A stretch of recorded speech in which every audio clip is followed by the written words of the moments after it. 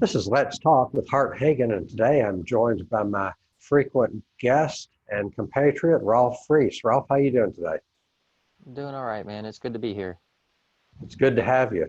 What you got on your shirt? That looks like a lion to me. Does that have any special significance?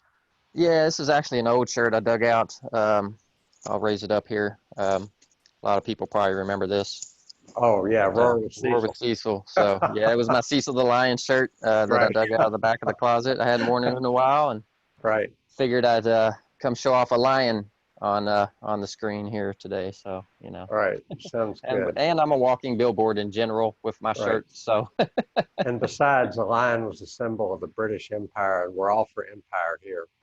oh yeah, definitely Right. Empire all the way. Yeah, empire are us. So Yeah, we we are I'd the we rather are war the with empire. Cecil than the Empire, I think so. Right. So tell us what's been going on downtown with the protests. You say it's been a particularly intense week. Talk to us. Yeah, so anybody that listens regularly knows we've kind of been talking about this as it's gone on, and I'm heavily involved down there. I'm down there a lot. In this particular week, I did 9 hours of live streaming between Friday and Saturday. Three, technically four events on Friday, and then the big event Saturday. I guess I'll just kind of do them chronologically, since that way I don't miss anything. But I had plans to go to three events on Friday, and the first was in the afternoon. There was a caravan from Colorado that came to Injustice Square in support of Breonna Taylor. And of course, they have, for anybody who's following national news, they have their own Breonna Taylor type situation in Colorado with Eliza Mclean, an autistic guy who played the violin. Um, if you don't know about that, look into that. But they felt the need to come here and support us, so they did come, and they were here for several hours. They came down to the square. They played some music. They had a bunch of speakers, and then we ended up doing a march, and it was really nice. And so I stayed for the whole thing. It it is nice to see that unity come in to town. Hard to say how many folks it was, maybe 20 to 30 from Colorado were there, and not a huge contingent, but you think about it, like they were saying, this is 1,000 miles, and they did that at the spur of the moment to get 20, 30 people at the spur of the moment to come 1,000 miles in support of somebody in another state is amazing. So Mhm. thanks to that whole crew for coming in. We greatly appreciate you all. And yeah, everybody check out the Elijah McClain story if you're not Well, familiar. tell us about it. Well, I'm not real in depth on it, to be Okay. honest. I do know he was a young man, young black man who was autistic, who loved to play the violin. And again, I don't have the details. I did watch a little something on it a couple weeks ago, but I'm certainly no expert to speak on it.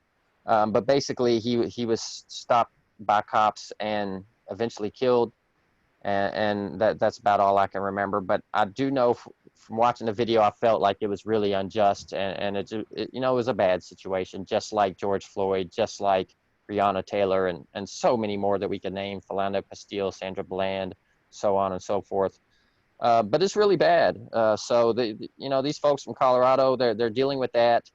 They heard about the Breonna Taylor situation. They came here. They were from Denver. They were from Aurora. There was people from Colorado Springs. Another person from New York actually flew in and came down there too for that event. So it was pretty cool. The only bad thing really for me was the event lasted a really long time. I streamed the whole thing, and I had almost no battery, and I wasn't expecting to be there that long. But I knew that there was an event going on in Nulu, and I'd actually brought it up on the show.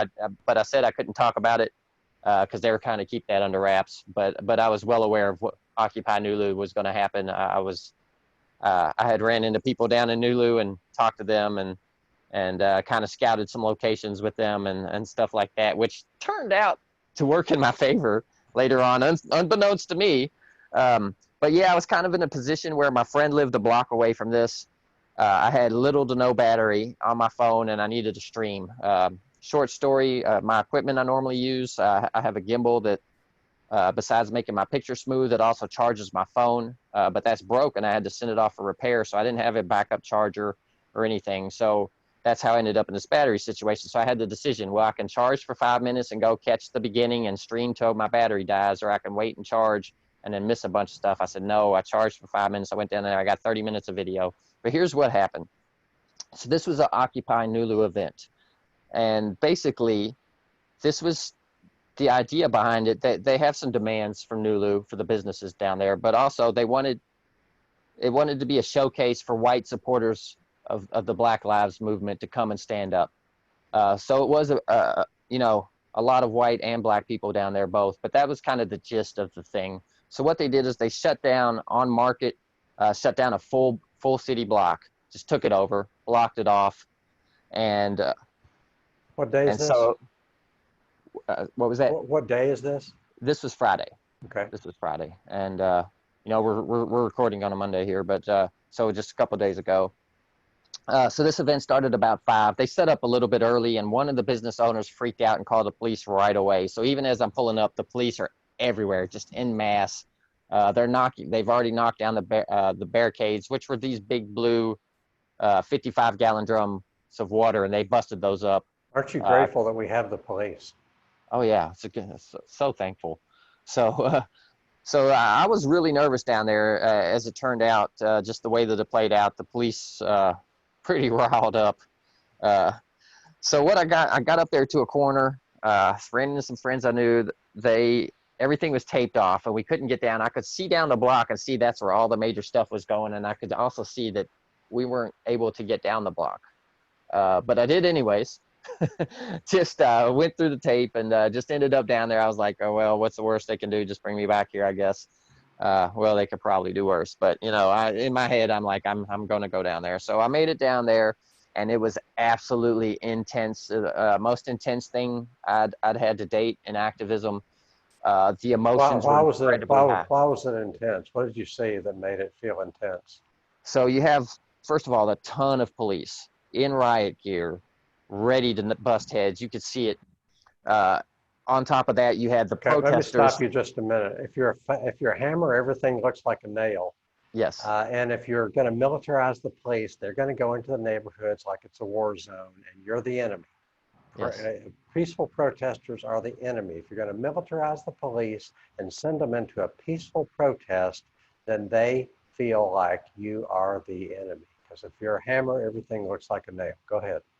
Yes. So they had formed a line across the street from sidewalk to sidewalk, and they kind of slowly advancing forward, not like step by step, but kind of move up, stop, stay there a minute, move, that kind of thing. Across from them is a line of protesters. Got to give them a way to feel important. Yes, and kind of bully, the bully mentality. So a line of protesters doing the same thing across from them. Left side of the street where I was on, it's like a DJ booth and people with microphones taking turns. These people, normally at events like that, you see a speaker calmly going and then leading some chants or something. Random folks grabbing it, very emotional stuff, saying things I cannot repeat here on the radio. A lot of times, very graphic things, very colorful things, and just really antagonizing these police with just letting them know, this is the kind of feeling that you give people in the neighborhood, and so as it played out, they're constantly on the bullhorn saying they're going to disperse us with irritants, aka we're going to tear gas you, because this is another one of those marketing framing issues. Irritants now. It's not right. Irritants. It's tear gas. You're right. Tear gassing people, and just like we don't torture anybody anymore. We used enhanced interrogation. Right. It's not torture. It is enhanced interrogation. It's not tear gas. It is. Speaking of language, I'm going to let you continue, but it's like I've been a leftist for like 2 years, and I feel like that, to me, that means knowing what the heck's going on. And I just never thought that. I mean, Orwell could only dream of the surveillance capabilities that we have. Orwell could only dream of what he saw was people using language to mean just the opposite of what it really was. So, irritants, not tear gas, enhanced interrogation, not torture. So it's also how it makes them look like the good guys, Right. I mean, I just can't believe how language is being weaponized against us, surveillance is being weaponized against us, and we could go on. Yeah, and they do that. Militarization of the police is being weaponized against us. And they do it to build sympathy for the police as well. You know, these poor police being terrorized by these thuggish protesters, you know, but they're so classy and so respectful that they're not going to do anything. They'll just put some irritants in our vicinity, you know, maybe the tip of your nose itches a little bit or something, you Right. know, yeah, just a little irritation. That's all, you know, maybe you have to scratch your knee or something. No. But instead of just saying it is, we're going to tear gas the heck out of you. You're not going to be able to breathe. You're going to be in tears. You're going to choke. If you have asthma, you're going to be in trouble. That, you know, they just don't want to say that. But anyways, so they're threatening us with that. They're telling everybody to disperse. They repeat that for a while. In that time, and I got a lot of up close footage of this, there was dialogue between certain officers and protesters. You know, 2 or 3 officers, I would say. There was a lot of dialogue from protesters to other police officers who just sat coldly and didn't acknowledge, didn't blink, just stared ahead. But there was a couple that engaged back, including one I addressed. But there were no answers. You know, it was always runaround stuff when people were saying stuff to them. And so I watched this, and I watched these various conversations, and basically went nowhere. But at least, hey, if they're talking to us, they're not tear gassing us. They're not hurting people. They're not locking people up. So, okay, you know, maybe we can make a breakthrough to one of them. Or maybe one of these officers goes home at night and thinks about the things that are said to him. And maybe it hits the mark. You know, who knows? So that went on for a while. And then they could get back on the bullhorn and oh, let me describe the scene as well. So in this block, right behind the protesters, they set up a super long dining table. They put a whole bunch of tables together, made it extra long, like a king's table, like like a Macbeth or something, just super long table, and everybody's going to sit down and eat in the middle of the street and all this stuff, you know. And then they've got some tents on the side with medical provisions and other provisions and food, water, whatnot, all set up. Who brought the food? Protesters. So I don't know who it was. You know, we were running late from the Colorado caravan thing that we had no idea was going to take that long. And so we were expecting to be there a little early and just couldn't make it happen. So I kind of missed the setup. But I do know that as they were setting up, there was one specific business owner. I wasn't told which business, or I would say it, who called the police. It was just one. And that's what set it all up. So by the time we got there at like 5:03, packed, you know, police everywhere, everything shut down, blocks shut down, and yeah, it's just so many police, I couldn't even tell you. But you know what I did notice, there were some cops that stood out, you know, out of all these crowds. There were certain ones that you could just tell, you know, a couple of them just over on the opposite side of the street, especially that group, I don't know, they were even worse. Even though they seemed to be from the same troop as far as I could tell, you know, coworkers or whatever, but they were worse. They consistently telling us they were going to arrest us. You know, there are people standing on the sidewalk, public sidewalk, and they're telling them they're going to arrest them. You know, obviously, if you're in the middle of the street and you take over a city block and you barricade stuff and you put a dining table out, a trampoline, I forgot to mention, there was a trampoline in the middle of the street for people, you know, you said that you're risking jail time, you know that. But if you're somebody who's on the sidewalk, what law are you breaking? If you're not harming police, you're not throwing anything, you're not breaking, you know, you have no right to arrest those people. So they keep threatening that. So I kind of tried to stay away from that side. They keep threatening what? You know, to lock everybody up. Yeah. What were they saying? How were their threats coming across? Just, you know. They have a bullhorn? Yeah, they had the chief, or I don't even know, the sergeant. There was a sergeant with a bullhorn, and he kept doing that at like every minute or two. He would come on and get on there. And side note, another thing I saw. So I see an officer with a gimbal and a smartphone, and I'm like, wait a minute, are they live streaming? Is the LMPD live streaming? So then I see a guy with a gimbal later. I'm like, they got two, but it turns out it was just one that they passed around or whatever. But during the conversational part with the police, where I was recording some of the protesters interacting with some of the officers, they come over and put the gimbal up. So I asked about that. I said, are you all live streaming? And it was a female officer. She said, yes. I said, where can that be found? She said, the LMPD Facebook page. So just a heads up. I'd be careful reading the comments there. I checked it out just to see. I don't know if they're doing this kind of to promote themselves or make themselves look good or whatever. I'm hoping it has the reverse effect of where it keeps them from doing stuff they shouldn't be doing. But, you know, Yeah, they do can that with I body cameras or whatever. So let me say something real quick. Some people think that police body cameras should always be on, and there's a who's the guy who's challenging Nancy Pelosi, Shahid Buttar. Shahid Buttar, yeah. Yeah, and he's a constitutional lawyer, and he says body cameras are really not a good idea because it always shows things from the police perspective. He said, yeah, vehicle cameras, yes, but anyway, so I just wanted to throw that you would think extra cameras would be good, and extra cameras, yeah, you would think that that's good a lot of the time. But we need to question this idea that police should have body cameras on all the time. And I agree. yeah, okay, all right. But I will say there has been benefits. Like in Baltimore, they had a couple of these idiot officers who planted drugs on people with their body cameras on, and then and then you see them go back to the car and then get out of the car like they're going up to a scene and arresting somebody, and then they're like, well, let's search here. Oh, you must have had these drugs here. Well, stupid, you had your body camera on when you planted the evidence. So there, there are instances. Right. Thankful for the stupidity of that, but whatever. It can be good. But yeah, I just want to point that out because I was curious. I have not seen the police do that. Nothing I've been to before previously had any officers live streaming anything. So yeah, just putting that out there. They are doing that now.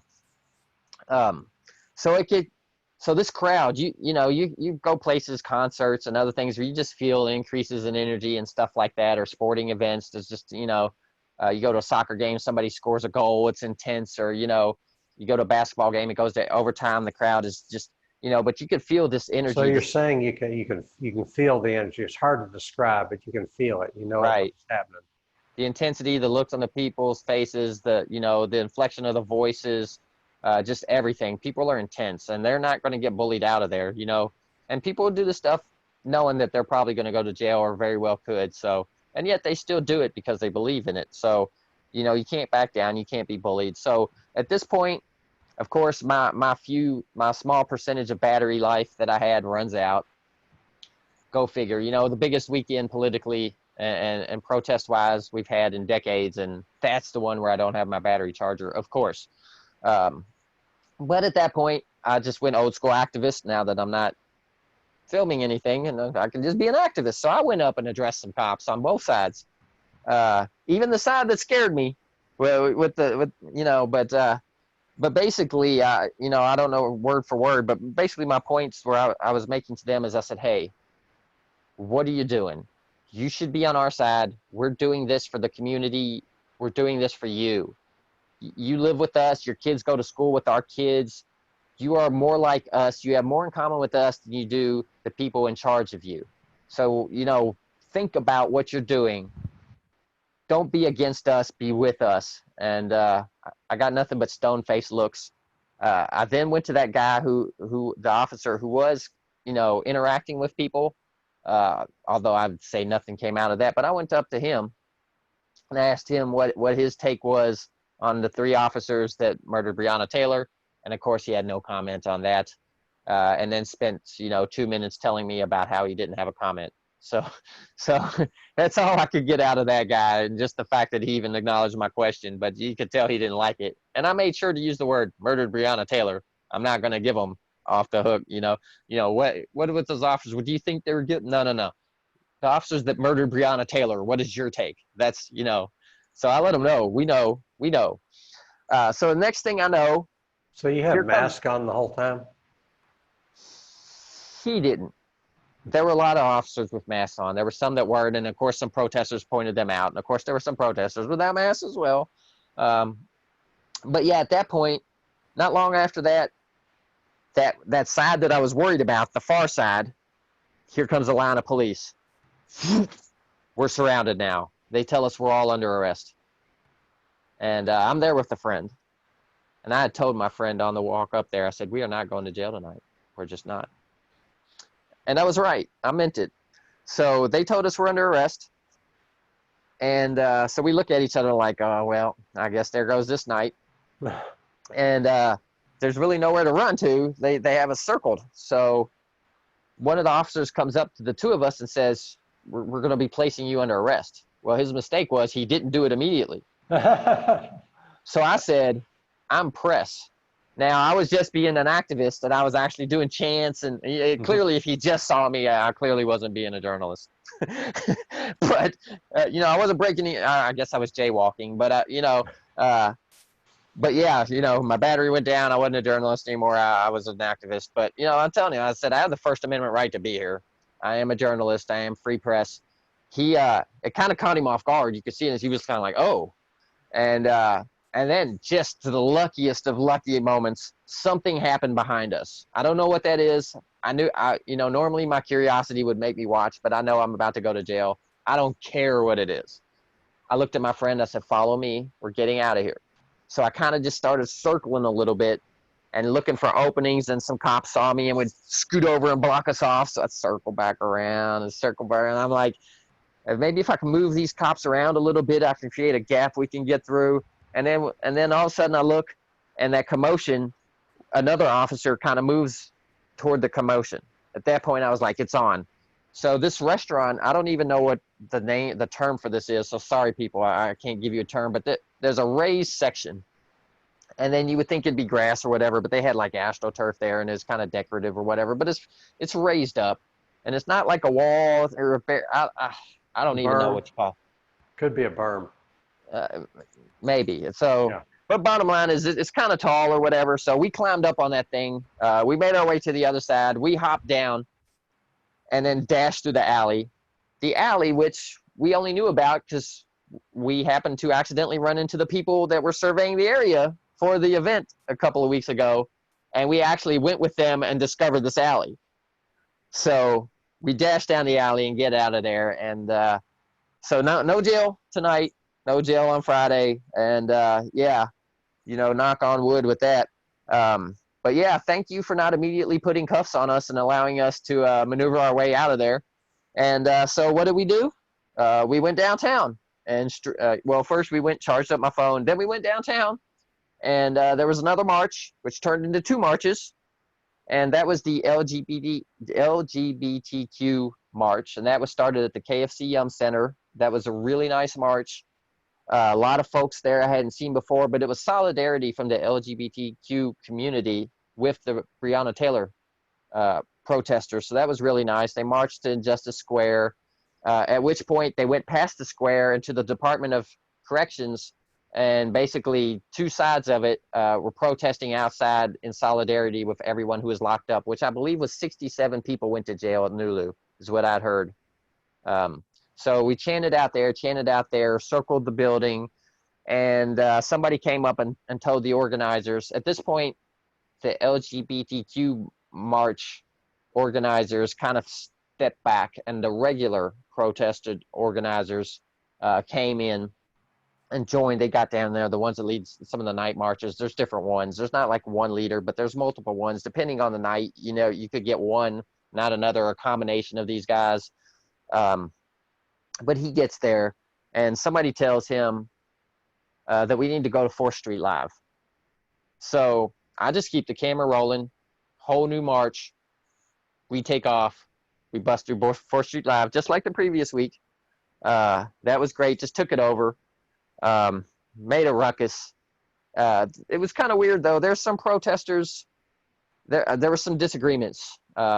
Some were wanting to get a little more rowdy than others. The organizers kind of kept it in check, and we kind of cleaned up some of the mess of the rowdy ones that were there. I'm not going to get into my stance on who's right and who's wrong. I'll just stick with, we need the unity. We need to stick together with this. So as we're coming back, we took a different direction back to the square. And by the way, on the way out, we passed this restaurant, and I looked in, and I stopped, and I got this on camera, but there was 15 to 20, just looked like sisters. I mean, they're all women. They all had blonde hair. They all had the similar outfits, lots of jewelry. You could tell they good incomes. They had two looks, and they all almost looked like the same person, almost cloned. It was weird. So it made me double take and stop in the street and then Like turn an my I Love camera over. Lucy convention. Yeah. And so I'm looking at them, and there was two looks on the faces between all of them. They only had two looks. Ones were kind of shocked, kind of like, oh my. And the other ones was just disdain. Just Shocked at what? disdain. To Shocked see at the protesters come through 4th Street Live like that, because how dare we interrupt their good night, even though they're inside of a business with a closed door, windows or whatever, and we're outside in the middle of 4th Street Live, whatever. But they completely stopped. Nobody was having fun. They were, and the way the tables are, it's lined up sideways. So we see these people, and they're all, there's like something out of a movie where you can see the first one, the next one leans out a little bit more, next one leans out, and it's just unbelievable. You couldn't script this thing, so I had to camera that. I just, like, we ruin these people's nights. I can tell you right now. It doesn't even matter that they had the rest of the night to themselves. You know, they weren't getting over this thing. So that was great. But yeah, so we come down. We're in formation.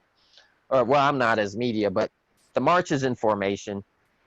We come down. We hit Jefferson, and we're taking left to the square, and somebody runs up and says, "Stop your chanting."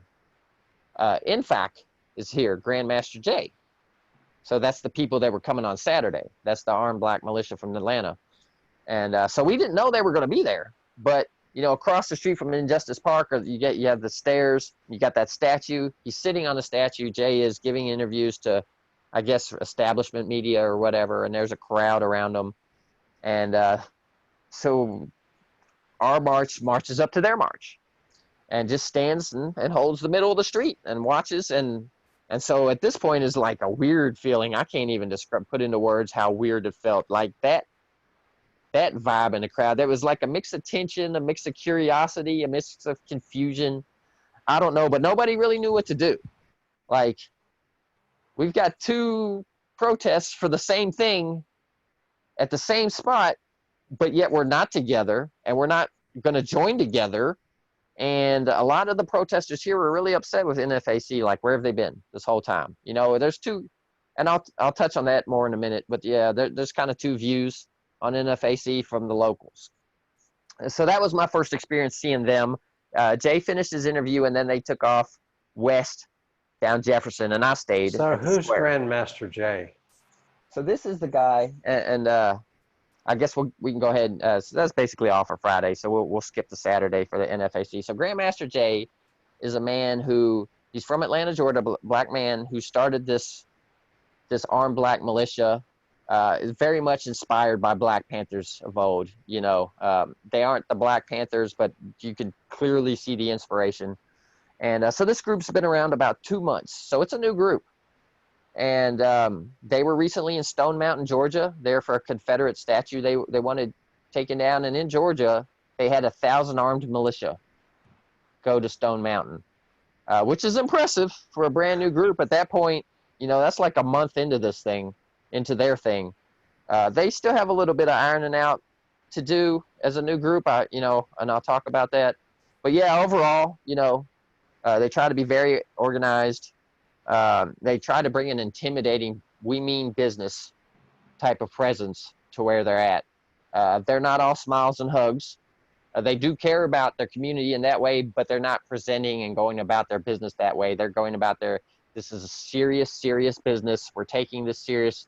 And they kind of had the Malcolm X by any means necessary philosophy. Didn't really quote that, but you could tell that influence was there. You know, all the great black leaders, you could kind of see it in this man. And he might be the one of our generation.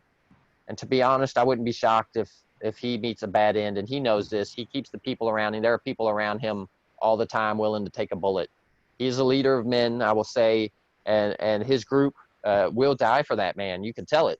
Especially the main ones, you know, they will surround him in a heartbeat. A gunshot goes off, they will surround him and take that bullet with no questions asked. So, you know, it's an inspiring person that can get people to do that. So they had this march planned. They came here and supported Breonna Taylor. They felt like it's been at the time, what was it on Saturday? I want to say 134 or 135 days since Breonna Taylor was murdered. I think I want to say Saturday was like day 57 of straight protests, days of straight protests. So they just thought enough was enough. We apparently a local called and said, hey, you need to come down here and support us. This is a guy I'm not familiar with. I have seen him a little bit at some protests, but I don't know who he is. He's not an organizer, but a lot of people knew who he was. But he reached out to them. They came. So what Jay has done is he reached out to local officials, let them know they were coming, came in, had some closed doors meetings. Like he said, they tried to take me behind closed doors and kind of BS me. He said, but they didn't know who they were dealing with. But here's what he told the crowd. Actually, we'll get to that because he told it in a speech at the end. So let me just keep the story in order here. Sure. But we'll definitely say what he said, and it's big news. It's big news. So they go to Baxter Park, which is, for anybody not familiar, that's on down Jefferson in front of what used to be Beecher Terrace. And so that's where they met up at. So that was at noon. So we parked over there. I was with my friend again. We went up there. I started rolling the camera right away. And I just kind of surveyed the situation. I walked around the outside of the park a little bit. But in the middle of the park, in the grassy area, the militia's in formation. So what I see is, and at the time it's kind of hard to tell how many people, but what I see is a large group of people in the middle, dressed head to toe in black. Black hats, black masks, sunglasses, long sleeves, most of them, long black pants, military boots. And then, each one had their own setup, but bulletproof vests, AK-47s or shotguns, machetes, knives, pistols on hips, everything out in the open. It's a militia. It's a legitimate militia. There's a gazebo on the side. I guess that was the register thing. They ended up, that's where they registered, had made these people sign waivers, I guess, in case they died, they couldn't sue or whatever. I'm not sure what was on the waiver. But they had security. They kept a lot of their forces around the perimeter, and they would not let the local protesters come around them. They even at times moved people off the sidewalk. But I thought at that point I was kind of iffy with these folks because I'm like, you hear again, we need solidarity. And yet you were literally telling the local protesters, step back, we got this. And I get it. You're coming here to make a point and to do what you're going to do. But here are the people that are out every single day and have been.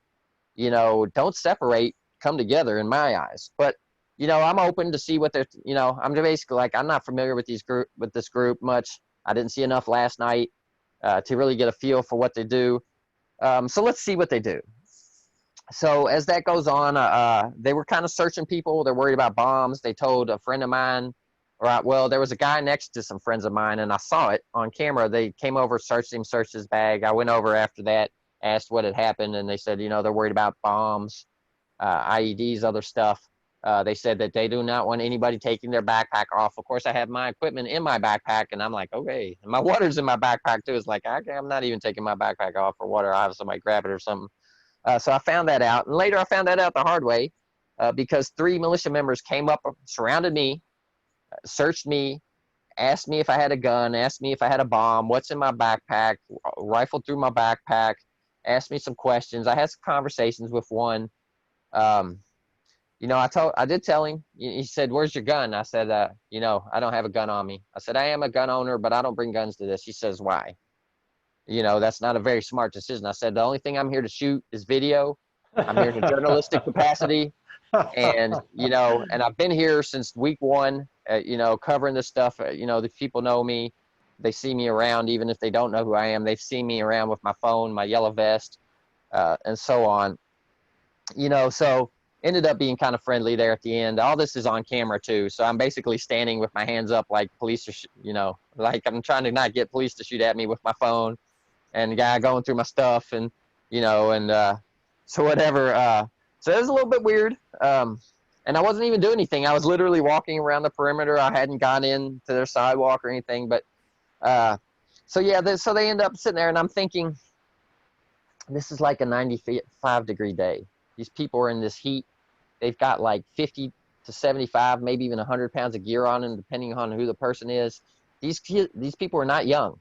These people are like my age. These people look like they're in their 40s, mainly. I couldn't stand there in all black with no gear on concrete for hours. Like standing is harder on you than walking because you're just Right, standing. right. And so that's when tragedy struck. So I'm coming back around through my rounds, through the crowd, and boom, shotgun blast. I see people drop in the middle. Folks start running everywhere. Uh, Me being me, I don't run. It's dumb, I know. But, you know, I'm trying to see what's going on. I got the camera rolling. When the camera comes on, I don't think about my safety too much. I'm just trying to get the shot. But then they start yelling, everybody down, everybody down. So everybody gets down on a knee. And then next thing they know, they say, turn your cameras off. Well, I'm not turning my camera off. But I also know that if I don't turn my camera off, they're going to kick me out of this park or beat me up or both or whatever. So I sit down Indian style in the grass. I have a militiaman behind me, one a few feet away to the right. So I set my phone down in the grass, put my hand on top of it, just brace it and kind of cover it. And then my foot is blocking it too. And then I was just narrating. But I see two people get stretchered out. And so it turns out, you know, in retrospect, Jay said what I thought had happened. I figured, because after surveying the scene, you could tell this was not like an intentional, nobody intentionally shot anybody. So what happened? Well, you got these grown men in their 40s in 100 pounds of gear, all black on a concrete. One of them passed out, literally passed out. And apparently he had an older style gun. I don't know if safety was broke, didn't have safety. I don't know what happened, but apparently when he passed out, the gun hit the ground somehow, fired, hit 3 people. 2 of those people, nobody died, come to find out, and 2 of those people ended up rejoining the march. So, so that was that. But of course, when I've seen some national and establishment media, you know, headlines are stuff like 3 people shot in gunfire from armed militia, stuff like that. It's like, that is not at all what the story is. But yeah, it's a bad look for them. It really is. They need to figure that out. Maybe more water, maybe make them have those Camelback pouches with the water on a backpack or something for these people. You can't do that. You know, these guys are too old. I know, I'm that age. I'm telling you, I couldn't do it. So that held up everything for a while. So eventually they get everybody back in formation and they're doing safety checks. So as I'm standing there, I'm the only one kind of standing in a place I shouldn't be, getting some footage. None of the other streamers were bothering to come over like that. So I'm behind the formation there and you hear click, click, click, click. And I see that there are people going through one at a time, checking safeties, checking gear, you know, stuff like that. And that, you know, so I think they need to work on their training. Like even when they march later, I was filming somebody marching right next to him with the camera, and the clip fell out of his AK onto the ground. And I'm like, this is after a safety check where clips were checked. Like, get that together. There are other people here. There's families here, you know. But all in all, good group, I would say. I'm not a militia type, but I think they're going to be effective. But they do need to tighten these kind of things up. So long story short, they get that straightened out. Jay walks across the street, lets the officer know it's about to go down. They pull everybody in the street, line up a formation. Then there's space. Then there's a row of like medical people. One of them looked like a doctor in doctor gear. I was like, wow, that's the most professional looking medic on the street I've ever seen. And then it was another group in black behind them. A lot of ladies in that group, not so much as armed. I was told that they were Black Panthers. I cannot confirm that, but they were definitely separate. And then you have security around, their security, and they're still not letting protesters line up with them or even behind them. And even like media that was trying to get shots from the front, even kind of far down the street, myself included, they would move us out of the street. They were having none of that. So interesting moment. We take off. We're coming down the street. We're passing some of the government housing. Up on the 3rd floor are 2 young boys on their deck watching. And they stop the march.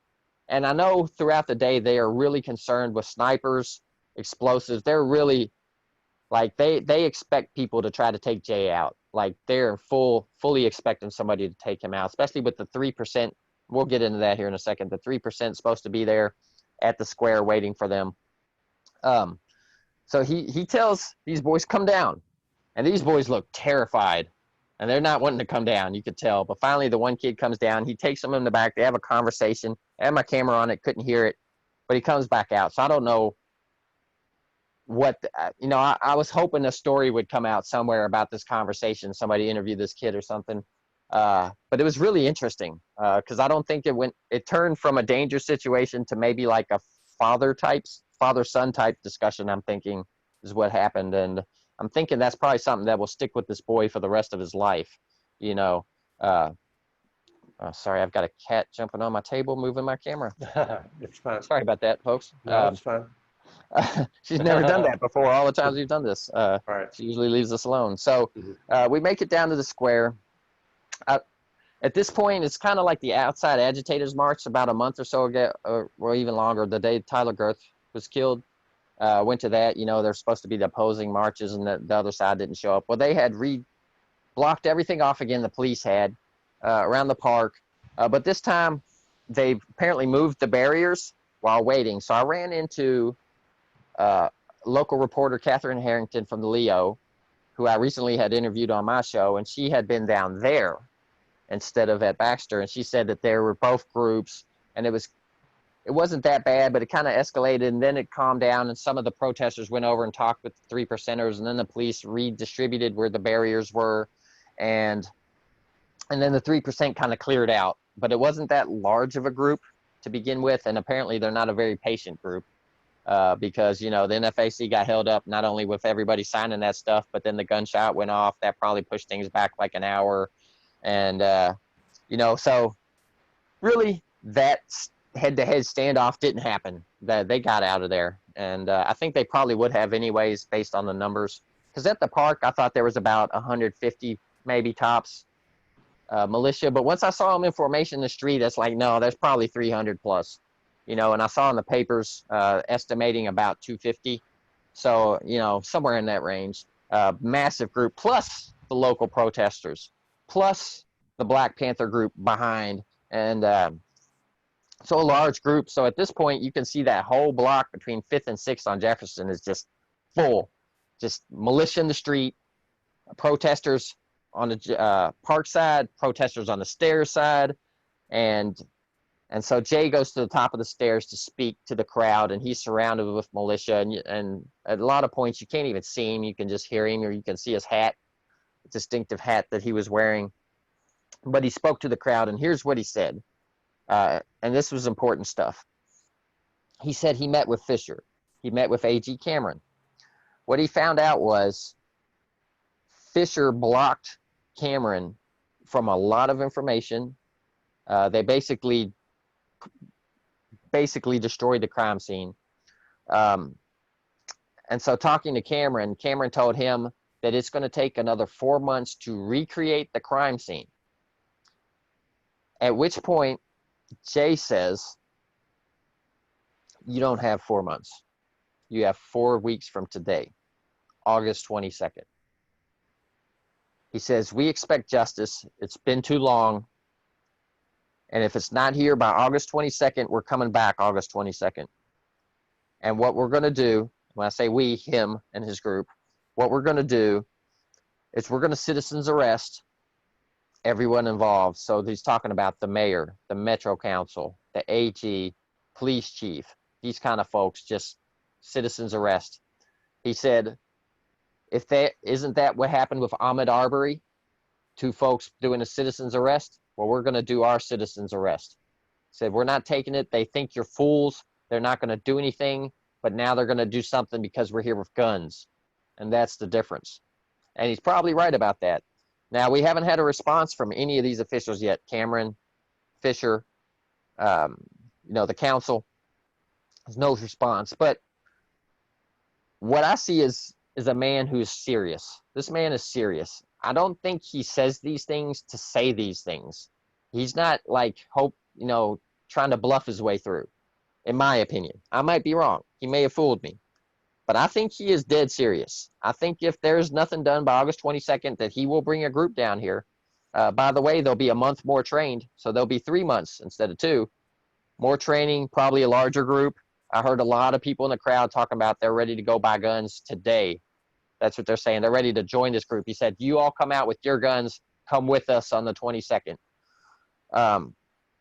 So I would say to Fisher and crew, take this man seriously. I think he means what he says.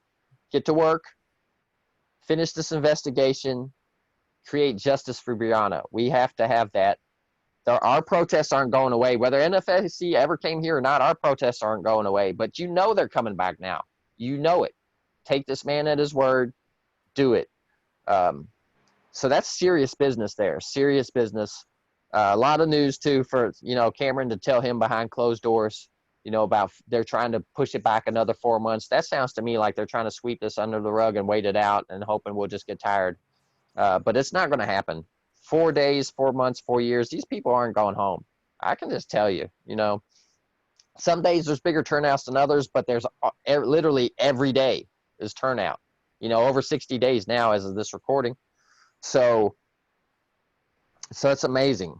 And so which leads me to another story, because what do we talk about on this show a lot? Independent media versus establishment media. And how the establishment gives us a reason to have independent media. So, of course, again, I didn't have my equipment. My phone dies. I had 97% battery when I started. Facebook cut me off my video at 3%.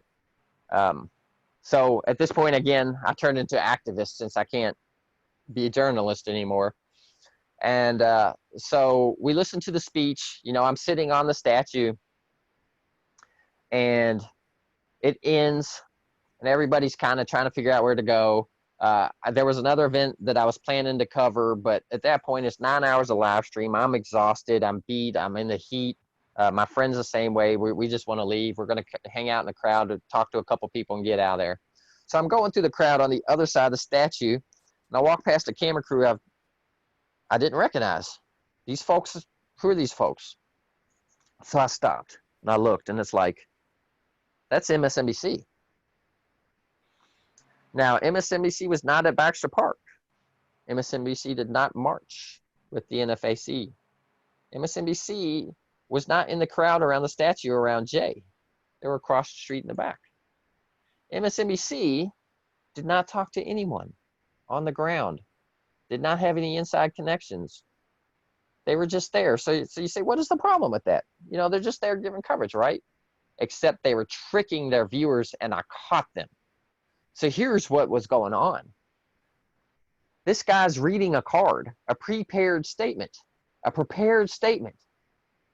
even though we just saw the speech. Why are you not talking about, he's not even acknowledging the speech that just happened. That's major news. When a militia says, you got 4 weeks, we're going to come back, make citizens arrest of your mayor, your AG, your police, your metro, that's news. Why aren't you talking about that? No. But you can't see the card on the camera. So this guy, literally everything they said, they could have said from the studio. And everything he was saying was nonsense. He's talking about a curfew. Why is he even, what are you doing, guy? What are you doing? Why are you talking about a curfew? So it's obvious. They're just there tricking their viewers. And how are they doing that? What they're doing, they're not taking this information of this event and giving it to people, but they're acting like they are by being on the ground. But all they're doing is reading a prepared statement, either from MSNBC themselves or this guy wrote this, like in the plane on the way here. You know what I mean? Like, there's no new news there. So they're acting like they've got boots on the ground. They're in the crowd. They waited till the speeches are over and the crowd's dispersing, and there's still people hanging around the statue to just come up by the statue and pretend like they've been in the mix and they're talking to everybody and they got the scoop and you need to follow MSNBC because we've got you covered, right? But they didn't. They're just fooling people, just BSing people. And so I didn't take kindly to that. Unfortunately for them, they're doing this right when I walked by. And I'm not having it. So rather than be that idiot you see, like, when people are alive and somebody's in the background doing stupid stuff, no. I went a different route. So they had the whole crew. So they got the guy with the boom mic, and he's holding the big mic like that with the long stick, and then the mic's coming down. And I told my friend, we were on our way out, I said, I can't let this go. Hang on. So I walked over to the boom mic. Directly into the boom mic, I shouted, I don't remember word for word, but the gist is, If you want the truth about what's going on here, follow local independent media. These people are lying to you right now. They are not telling you the truth. And then I turned around and started to walk away. That's all I wanted to say. They were live. I know their viewers heard it. You know what I'm saying? Oh, wow. So I'm starting to walk away, and this big guy comes up, snatches me by the shoulder. He's the producer for MSNBC of that crew. Now, obviously, I don't take kindly to this. I didn't touch anybody. I didn't threaten anybody. Yeah, I could have been more respectful, but hey, they're not respecting us. They're not respecting the movement. They're not respecting their viewers. They're just BSing people, right? Don't come here BSing people. Also, when you're an out-of-towner that's done absolutely nothing for the movement, don't come messing with local independent media. You know, people, not just me, but the other ones, you know, they know we're the megaphone, and they're not going to take kind of that. And also, when this movement started, the first 1 or 2 days, they granted interviews, protesters did, to the mainstream media, only to get smeared, have words taken out of context, and have it used against them. So I can tell you right now, the protesters are not down with mainstream media at all, especially local, but, you know, also cable news. They're not with these people, right? So they don't like these people. So we're on the radio, so I can't say exactly what my response was, but I basically told him, get your hand off me, recognize where you are right now, and know that the protesters don't like you. He removed his hand from me, and he said, nervously, I'm just protecting my journalist. To which I responded, They're not journalists. Go ahead. to which I responded, you all don't employ any actual journalists. At which point the crew packed up and left. Mission accomplished. Yeah, Get out good of deal. here. Good. Don't come back unless you're willing to do actual work. We know you're not. But if you're willing to do actual work and actual truth, come back and cover this nationally. But otherwise, if this is what you're doing, go away, stay away, don't come back. I got this. Maxwell's got this. Riot Hart's got this. Sherry Wright's got this. Smooth View's got this. All of us, we got this. Go away.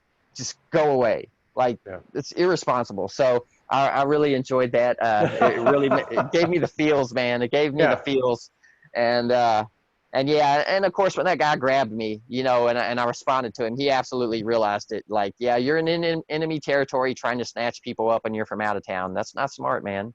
And I didn't come over here violently. Yes, I was being disruptive, but I didn't touch anybody. I didn't threaten anybody. I said my piece and I was walking away.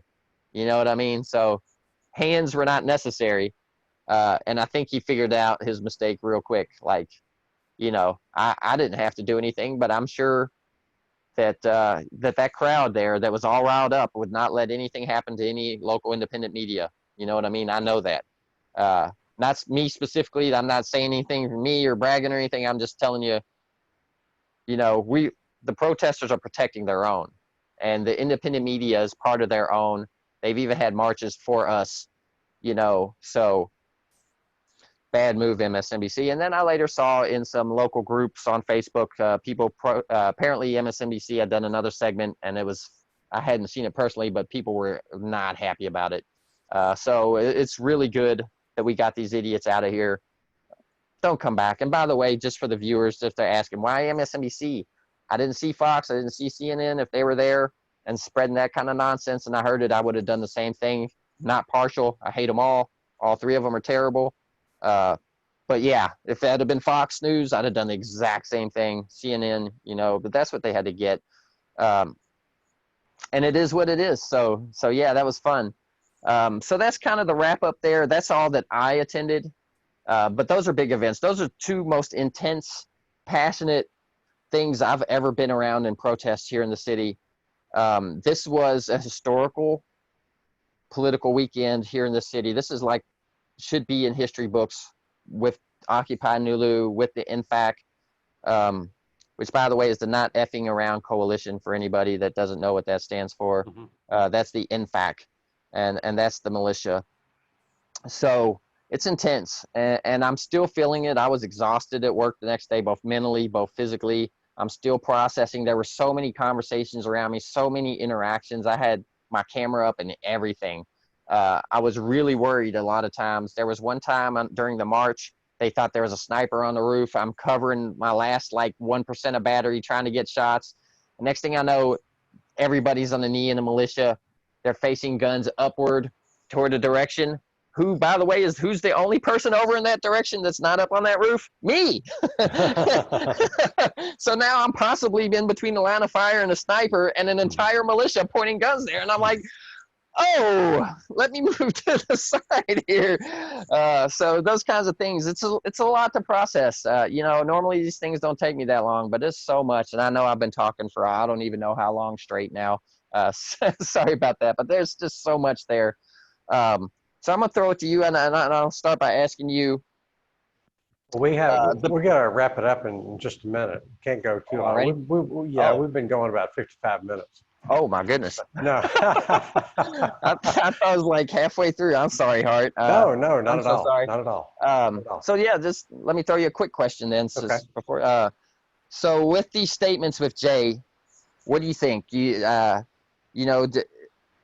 Is this going to make a difference? Do you think the city will be smart enough to have an answer by the 22nd? Do you think this guy means what he says, or is he playing the bluff? What's your take on it? Okay, this is some pretty intense stuff. I'm generally, I guess I'm tempted to give my position on guns and the Second Amendment, and also war and violence and nonviolent protest. And, there's only so much time for that, but I'm not. I'm strongly in favor of nonviolent protest, but I always acknowledge the prerogative of the weaker party to defend themselves. And while I'm not here to advocate big for gun rights for white people, but it's really interesting to me when Black people assert their Second Amendment rights. So that's one thing. I don't pretend to be able to predict what's going on or what's going to happen. I surely hope that violence does not escalate. But sometimes I think the weaker party has to defend themselves, and sometimes that's the only way to get things done. But so that's my take. I can't sum it up. I can't make predictions. I just think it's really interesting. When the Black Panthers showed up on the steps of the California State House carrying guns, that was like unacceptable. Even though when white people show up carrying guns, that's okay. And all I can say is that this is interesting. I hope it doesn't escalate. I really believe in the power of nonviolent protest. And I think if you have people that are, willing to carry guns for their cause, I think you have to, the people who are carrying guns have to know what they stand for and why they're doing it. It doesn't, it's just going to be a free-for-all, shoot everybody, unless some of us have a really firm foundation and we know where we stand. We know what we're fighting for. We know what we're fighting against, so. Well, assuming this isn't all talk, and they do come back on the 22nd, I will be out there streaming. So yeah, wish me the best of luck there. If anybody wants to help local independent media stay alive and has extra bulletproof vests, helmets, gas masks, I would be glad to borrow it for the day. If you want to do your part in helping the media, help keep this man alive. But I will go down there and and put my camera out where I can get it. So. Sounds great. Thank you for everything you do, Rolf. We're going to have to leave it at that. To our audience, have a great day. And Rolf, thank you for joining me. Bye, everyone.